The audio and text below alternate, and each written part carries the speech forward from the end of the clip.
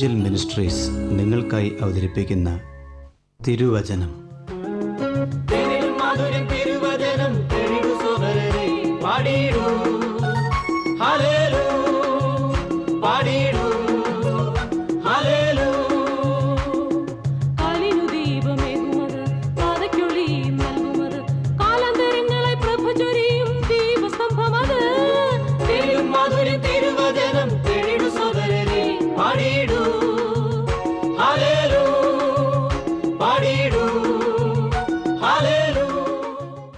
ഇന്ന് നമ്മോട് ദൈവവചനത്തിൽ നിന്ന് സംസാരിക്കുന്നത് Suviseshakan James M Thomas Nedumbassery.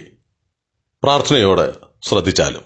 ശമൂവേലിൻ്റെ 1-ാം പുസ്തകം 2-ാം അധ്യായം ആരംഭിക്കുമ്പോൾ ദൈവത്തിൻ്റെ പരിശുദ്ധാത്മാവ് ഇങ്ങനെയാണ് രേഖപ്പെടുത്തിയിട്ടുള്ളത്. അനന്തരം ഹന്ന പ്രാർത്ഥിച്ച് പറഞ്ഞത് എന്തെന്നാൽ, ഹന്നായുടെ പ്രാർത്ഥനയുടെ ചില പ്രത്യേകതകൾ അല്ലെങ്കിൽ ഹന്നായുടെ പ്രാർത്ഥനയുടെ പശ്ചാത്തലത്തിൽ ഒരു വിശുദ്ധൻ അല്ലെങ്കിൽ ഒരു ദൈവ പൈതൽ പ്രാർത്ഥിക്കുമ്പോൾ ഉണ്ടാകേണ്ടുന്ന പ്രധാനപ്പെട്ട 2 വിഷയങ്ങൾ നാം ഇതിനോടകം ചിന്തിച്ചു കഴിഞ്ഞു. അങ്ങ് ശ്രദ്ധിക്കുന്നത് ഇവാഞ്ചൽ മിനിസ്ട്രീസ് ക്രമീകരിക്കുന്ന തിരുവചനം എന്ന വചന പഠന പരമ്പരയാണ്. ശമൂവേലിൻ്റെ 1-ാം പുസ്തകത്തെ അധികരിച്ചുള്ള 20-ാമത്തെ എപ്പിസോഡിലേക്ക് ഹാർദമായി സ്വാഗതം. പ്രാർത്ഥിക്കുന്നവന് അനേക സ്വർഗീയ നന്മകൾ ദൈവവചനം വ്യക്തമാക്കുന്നുണ്ട്. അതിൽ ഒരെണ്ണം മാത്രം ശമൂവേലിൻ്റെ 1-ാം പുസ്തകം 2-ാം അധ്യായത്തിൽ നിന്ന് ഹന്നായുടെ പ്രാർത്ഥനയോട് ബന്ധപ്പെട്ട് ഓർമ്മപ്പെടുത്തുവാൻ ആഗ്രഹിക്കുന്നു. അതിന് 2-ാം അധ്യായം 1-ാം വാക്യത്തിൻ്റെ 2-ാം ഭാഗമാണ് ഞാൻ വായിച്ചു കേൾപ്പിക്കുവാൻ ആഗ്രഹിക്കുന്നത്. ഹന്ന പറയുകയാണ്, എൻ്റെ ഹൃദയം യഹോവയിൽ ആനന്ദിക്കുന്നു. എൻ്റെ ഹൃദയം യഹോവയിൽ ആനന്ദിക്കുന്നു. എപ്പോൾ? പ്രാർത്ഥിച്ചപ്പോൾ. അതായത് ഒരു ദൈവ പൈതൽ ദൈവമുൻപാകെ ഹൃദയപൂർവ്വം പ്രാർത്ഥിച്ചാൽ ദൈവാത്മാവിലുള്ള സന്തോഷത്തോടെ അവൻ്റെ ഹൃദയത്തിന് ആനന്ദം അനുഭവിക്കാനായിട്ട് കഴിയും. ക്രിസ്തീയ ജീവിതത്തിൻ്റെ ഏറ്റവും വലിയ ആവശ്യകതയും അതിൻ്റെ പ്രത്യേകതയും തൃപ്തിയും എന്ന് പറയുന്നത് ദൈവത്തിലുള്ള ആനന്ദമാണ്.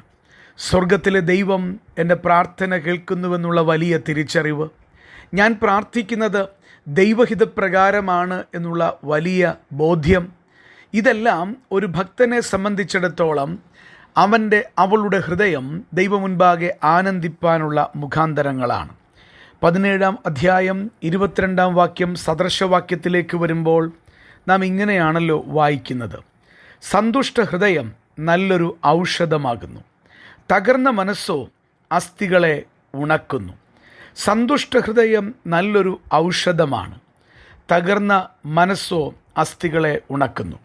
ഈ കാര്യം നമ്മുടെ ചുറ്റുപാടും നമ്മുടെ തന്നെ ജീവിതത്തോട് ബന്ധപ്പെട്ട് പരിശോധിച്ചാലും വിശദീകരണം അധികം കൂടാതെ മനസ്സിലാക്കുവാൻ കഴിയുന്ന വിഷയമാണ്. അതുകൊണ്ട് തന്നെ ഒരു ദൈവ പൈതലിന് സന്തുഷ്ട ഹൃദയം ലഭിക്കുവാൻ ഏറ്റവും നല്ല മാർഗവും ദൈവവചനം അനുശാസിക്കുന്നതും അവളുടെ ഭാരങ്ങൾ ദൈവമുൻപാകെ കൊണ്ടുവരിക എന്നുള്ളതാണ്. ഏത് കാര്യത്തിനും ദൈവികമായ ഉത്തരങ്ങൾ അവിടെയുണ്ട്. ഒരുപക്ഷെ നാം ആഗ്രഹിക്കുന്നത് പോലെയോ ഒരുപക്ഷെ നാം ആഗ്രഹിക്കുന്ന സമയത്തോ ദൈവം പ്രവർത്തിക്കുന്നില്ല എന്ന് തോന്നിയേക്കാം. എന്നാൽ ദൈവം പ്രവർത്തിക്കാതെ ഇരിക്കയില്ല. ദൈവം അവിടുത്തെ ഹിതത്തിനനുസരിച്ച് നന്മയ്ക്കായി സർവവും കൂടി വ്യാപരിപ്പിക്കുന്ന ദൈവമാണ്. അതുകൊണ്ട് എന്നെ ശ്രദ്ധിക്കുന്ന ഓരോരുത്തരും ചിന്തിക്കേണ്ടത്, സന്തുഷ്ട ഹൃദയം, ദൈവത്തിൽ ആനന്ദിക്കുന്നൊരു ഹൃദയം എനിക്ക് ഉണ്ടാകുവാൻ ദൈവമേ അങ്ങ് സഹായിക്കണമേ എന്നുള്ളതാണ്. പ്രിയപ്പെട്ടവരെ, നമ്മുടെ ഏറ്റവും വലിയ കുഴപ്പം എന്താ? എൻ്റെ പിതാവ് പലപ്പോഴും ഇങ്ങനെ പറയാറുണ്ടായിരുന്നു, നാം മനുഷ്യൻ്റെ അടുക്കിലേക്കാണ് ആദ്യം സ്വാഭാവികമായിട്ടും ഓടുക. അത് മനുഷ്യത്വത്തിൻ്റെ താഴ്ചയാണ്.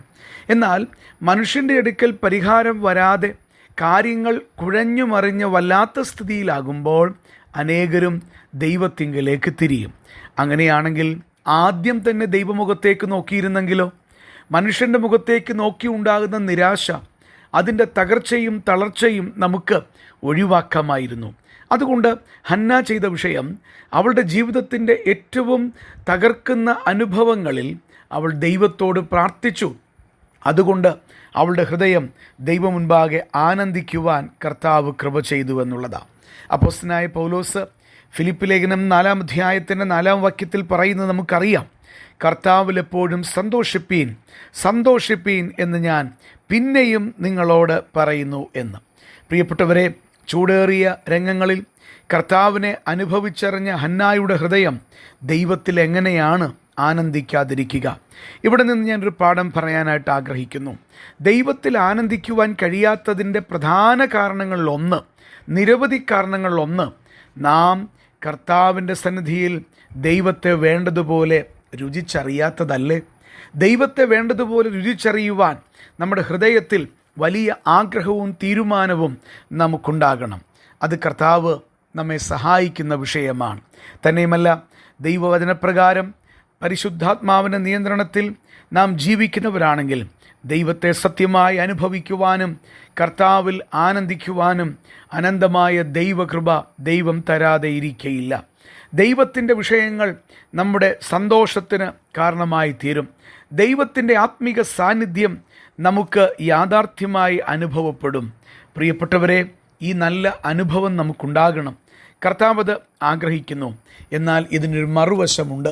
ദൈവവിഷയത്തിൽ സമ്പന്നനാകാതെ, കർത്താവിനോട് പ്രാർത്ഥിക്കുന്ന സ്വഭാവമില്ലാതെ, മാനുഷികമായ തലത്തിൽ ജഡികമായി ജീവിക്കുമ്പോൾ അത്തരക്കാരിലൂടെ അനേക പ്രയാസങ്ങളും ദൈവസഭയ്ക്കും കർത്താവിൻ്റെ നാമത്തിന് മഹത്വത്തിന് വിരുദ്ധമായി പലതും സംഭവിക്കുകയും ചെയ്യുമെന്നുള്ളതും പറയാതിരിപ്പാൻ നിവൃത്തിയില്ല. അതുകൊണ്ട് അങ്ങയുടെ ജീവിതത്തെ ഒന്ന് പരിശോധിക്കണം. ഇതിലേത് തരത്തിലാണ് അങ്ങ് മുന്നോട്ട് പോകുന്നത്? പ്രശ്നങ്ങൾ വരുമ്പോൾ മാത്രം, അല്ലെങ്കിൽ മനുഷ്യൻ്റെ അടുക്കൽ മാത്രം പോയി തളർന്ന് ഒടുവിൽ ഇനി ഒന്നും ചെയ്യാനില്ല എന്ന് വരുമ്പോഴാണോ അങ്ങ് ദൈവത്തെ അന്വേഷിക്കുന്നത്? അങ്ങനെയാണെങ്കിൽ അത് പരാജയത്തിലേക്കാണ് പോകുന്നത്. എന്നാൽ മറിച്ച് കർത്താവിൻ്റെ അടുക്കിലേക്ക് ആദ്യം വരുന്ന സ്വഭാവമാണെങ്കിൽ സ്തോത്രം ചെയ്യാൻ വകയുണ്ട്. അങ്ങനെ ചെയ്യുമ്പോൾ ദൈവം നമ്മൾ പ്രസാദിക്കും. അങ്ങനെ ചെയ്യുമ്പോൾ ദൈവത്തിൽ ആനന്ദിക്കുവാൻ, സന്തുഷ്ട ഹൃദയമുണ്ടാകുവാൻ, ക്രിസ്തുവിൽ പല പ്രയാസങ്ങളുടെ മധ്യത്തിലും ദൈവത്തിൻ്റെ സാന്നിധ്യം അനുഭവിക്കുന്ന അനുഗ്രഹീതമായ ക്രിസ്തീയ ജീവിതം നമുക്ക് നയിക്കാനായിട്ട് സാധിക്കും. എന്നെ ശ്രദ്ധിക്കുന്ന ഓരോ പ്രിയപ്പെട്ടവരെയും കുറിച്ച് ദൈവം ആഗ്രഹിക്കുന്ന ഏറ്റവും പ്രധാനപ്പെട്ട വിഷയം കർത്താവിൽ സന്തോഷിക്കണം എന്നുള്ളതാണ്. അങ്ങയുടെ ജീവിതത്തിൽ നിരാശയാണോ? അങ്ങയുടെ ജീവിതത്തിൽ പറഞ്ഞറിയിക്കാനാകാത്ത സങ്കടങ്ങളിലൂടെയാണോ പോകുന്നത്? അങ്ങയുടെ ജീവിതത്തിൽ പരിഹരിക്കുവാൻ കഴിയാത്ത പല വിഷയങ്ങളുണ്ടോ? കാൽവറിയിൽ പ്രാണൻ തന്ന യേശു കർത്താവിനോട് പറയുക. കർത്താവിന് അത് പരിഹരിപ്പാനായിട്ട് സാധിക്കും. എന്നാൽ ഓർക്കണം, അത് താങ്കൾ വയ്ക്കുന്ന നിർദ്ദേശത്തിൻ്റെ വഴികളിലൂടെ അല്ല. ദൈവത്തിന് ദൈവത്തിൻ്റെതായ ഉത്തരങ്ങളുണ്ട്. ദൈവത്തിന് ദൈവത്തിൻ്റെതായ സമയങ്ങളുണ്ട്. ദൈവം വീഴ്ച വരാതെ തിരുഹിതത്തിനനുസരിച്ചത് നിർവഹിപ്പാൻ മനസ്സുള്ളവനാണ്, ശക്തനാണ്. എന്നാൽ അങ്ങ് പ്രാർത്ഥിക്കുന്നവനായിരിക്കണം. സഹോദരി, നിങ്ങൾ പ്രാർത്ഥിക്കുന്ന സഹോദരിയായിരിക്കണം. അല്ലാതെ നിങ്ങൾക്കത് അവകാശപ്പെടുവാൻ കഴിയുകയില്ല. ഈ വലിയ ചിന്ത ഹൃദയത്തിൽ ഏറ്റെടുക്കുമെങ്കിൽ ഒത്തിരി ആത്മീകമായ സന്തോഷം അനുഭവിപ്പാൻ കഴിയുമെന്നുള്ള വചനത്തിൻ്റെ പ്രബോധനത്തിലൂടെ ഞാൻ എൻ്റെ വാക്കുകൾ അവസാനിപ്പിക്കുന്നു. ദൈവം അങ്ങേ സഹായിക്കട്ടെ. ഈ സന്ദേശം ശ്രദ്ധിച്ച എല്ലാ പ്രിയപ്പെട്ടവർക്കും കർത്തൃനാമത്തിൽ നന്ദി. ബൈബിൾ കറസ്പോണ്ടൻസ് കോഴ്സിൽ ചേർന്ന് പഠിക്കുവാൻ ആഗ്രഹിക്കുന്നവർ മേൽവിലാസം അയച്ചു തന്നാലും പ്രാർത്ഥനാ വിഷയങ്ങളും അറിയിക്കുമല്ലോ.